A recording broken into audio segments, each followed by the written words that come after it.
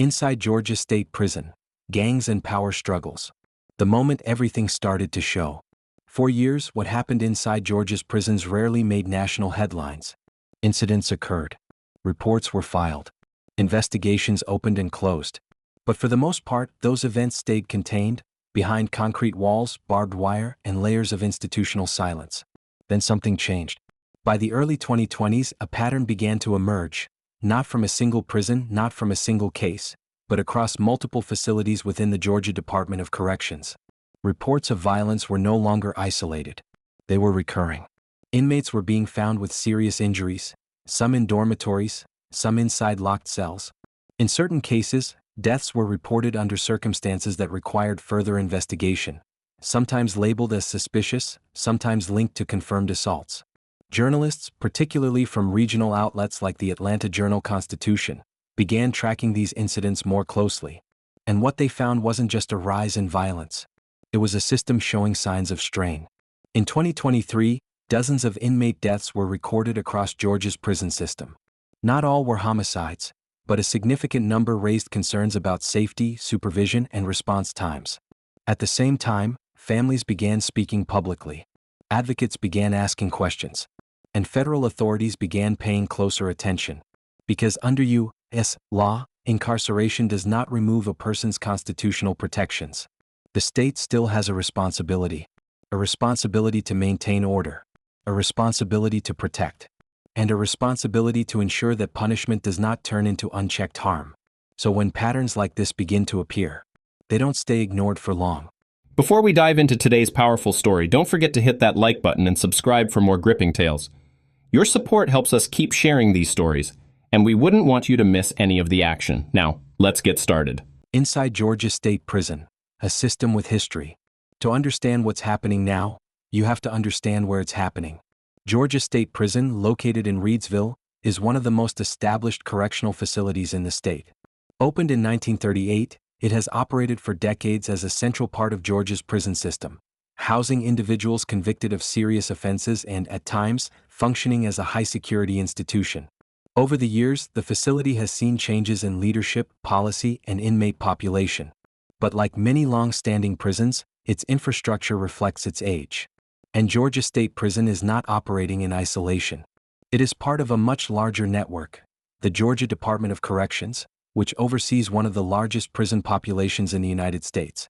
Tens of thousands of inmates, dozens of facilities.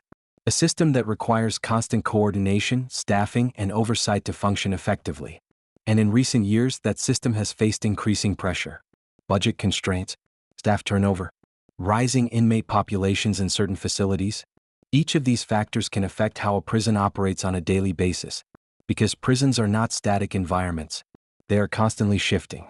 Every movement, meals, recreation, transfers, cell assignments, depends on structure. And when that structure weakens even slightly, the effects can spread. The staffing gap. One of the most consistently documented issues within Georgia's prison system is staffing. Correctional officers are the backbone of prison operations. They supervise inmate movement. They respond to emergencies. They enforce rules designed to maintain order. But according to multiple reports, including findings from the U.S. Department of Justice, staffing shortages have become a persistent challenge. In some facilities, officer vacancies have remained unfilled for extended periods. This means fewer officers assigned to monitor housing units, fewer patrols across large dormitory spaces, and in some cases, delayed responses when incidents occur. It's not just about numbers, it's about presence, because in correctional environments, visibility matters. An officer walking a tier, checking cells, observing interactions, can prevent conflicts before they escalate. But when that presence is reduced, small issues can grow unnoticed, and larger incidents can unfold more quickly than the system can respond. Reports have indicated that in certain areas, supervision has at times been stretched thin, not by choice but by necessity. And when oversight becomes limited, control doesn't disappear. It shifts. Contraband and communication. Inside any prison system, control depends heavily on restricting access. Access to movement, access to information, access to communication. But in Georgia's prisons, one of the most persistent challenges has been contraband. Items that are not supposed to be inside, but still find their way in. Among the most significant of these are cell phones. Unlike traditional prison phones, which are monitored and restricted, contraband cell phones allow unregulated communication with people outside, with other inmates, and in some cases, with networks that extend beyond prison walls. Law enforcement agencies, including the FBI and state investigators, have repeatedly identified contraband phones as a serious concern.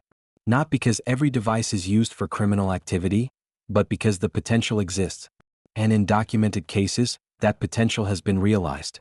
Investigations have linked some criminal operations, including fraud schemes and coordinated activities, to individuals operating from within prison using illicit communication devices.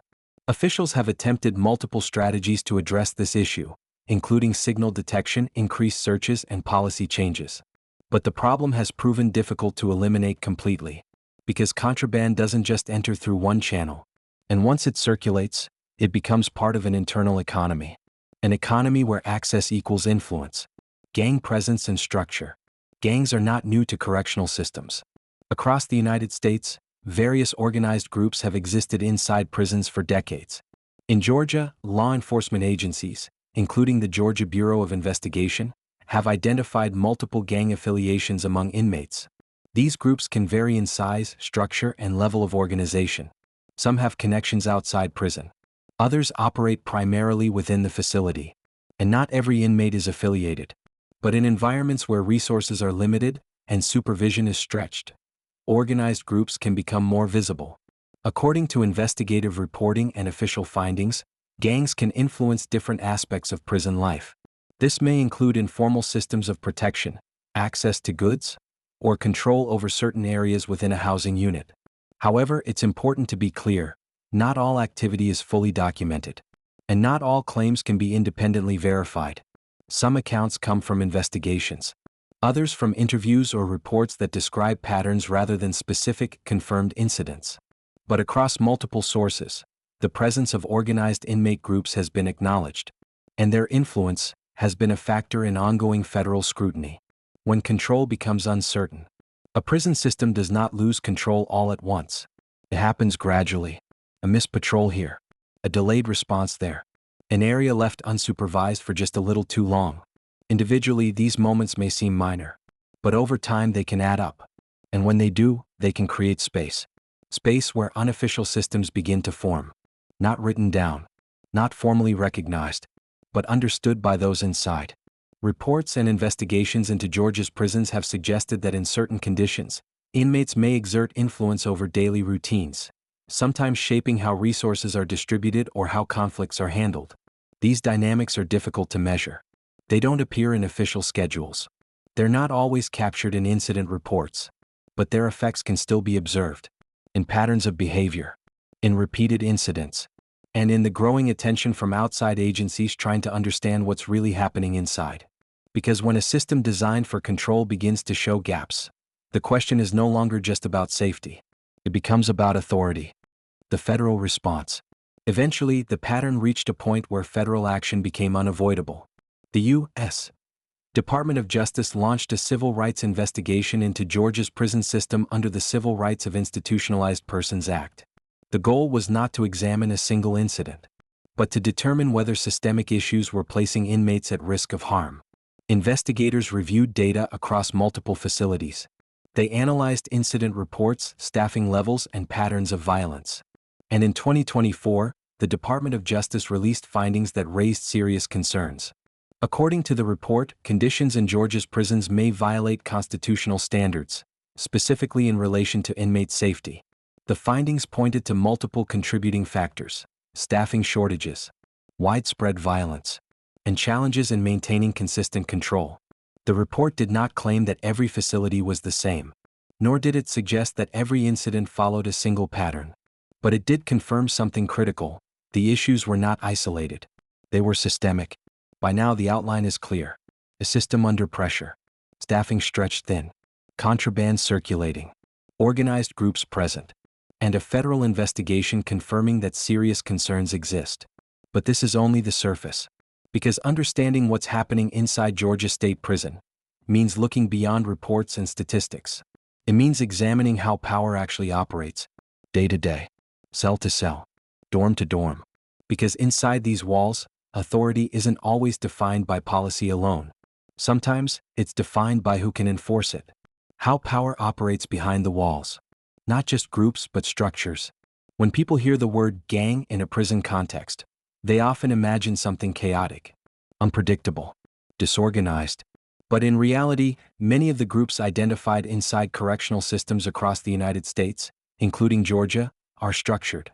Not always formally documented, but structured enough to function.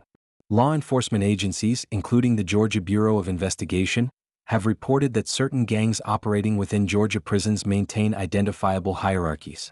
These hierarchies may include leaders, coordinators, and members with specific roles. In some cases, those roles extend beyond a single facility, particularly when individuals maintain connections outside prison walls. However, it's important to be precise. Not every inmate is affiliated, and not every facility experiences the same level of organization. But across multiple investigations and reports, the presence of structured groups has been consistently acknowledged. And structure changes everything. Because structure allows continuity. It allows communication. And in certain conditions, it allows influence to persist, even in environments designed to restrict it. Documented cases of coordination. Over the years, multiple investigations have revealed instances where criminal activity was coordinated from inside prison facilities.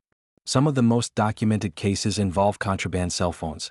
According to federal and state law enforcement reports, these devices have been used in certain instances to organize activities outside prison walls, including fraud schemes and other coordinated operations. For example, in several publicly reported cases, inmates were linked to scams targeting individuals outside the prison system. These cases were investigated and, in some instances, prosecuted. It's important to emphasize, these are not everyday occurrences for every inmate. They represent specific, documented cases. But they demonstrate something critical. That under certain conditions, communication restrictions can be bypassed. And when that happens, the physical boundaries of a prison become less absolute. Because influence is no longer confined to the facility itself. Control of resources. Inside prison, access matters. Access to food beyond standard meals. Access to hygiene products. Access to communication. Most of these come through official channels, like the commissary system. But in environments where contraband exists, a parallel economy can develop. This economy is not formally recognized, but it has been described in multiple investigations and reports. Items such as food, clothing, or contraband goods can circulate between inmates. And in some cases, access to these items can be influenced by informal systems, including group affiliations. This does not mean that every transaction is controlled, or that every inmate participates, but it does mean that in certain conditions, resources can become tied to influence, and influence can translate into power. Violence as enforcement. In any system, formal or informal, rules require enforcement. Within official prison operations, that enforcement comes from correctional staff. Policies are written. Procedures are followed. But in environments where oversight is limited, informal enforcement can emerge. According to federal findings and investigative reporting, some incidents of violence within Georgia prisons may be linked to disputes over control, access, or internal conflicts. Not every act of violence is organized. Many incidents are spontaneous, personal, or unrelated to group activity. But some patterns have raised concern among investigators, particularly when similar types of incidents occur repeatedly across different facilities. The Department of Justice report noted that violence in Georgia's prison system is not only present, but, in some areas, persistent. And in systems where violence becomes a recurring factor, it can begin to shape behavior. It can influence decisions. And it can reinforce existing power structures. Limits of oversight. Monitoring a prison is not simple. Facilities are large. Populations are dense. And movement is constant. Surveillance systems, including cameras and patrols, are designed to provide oversight. But they are not always comprehensive.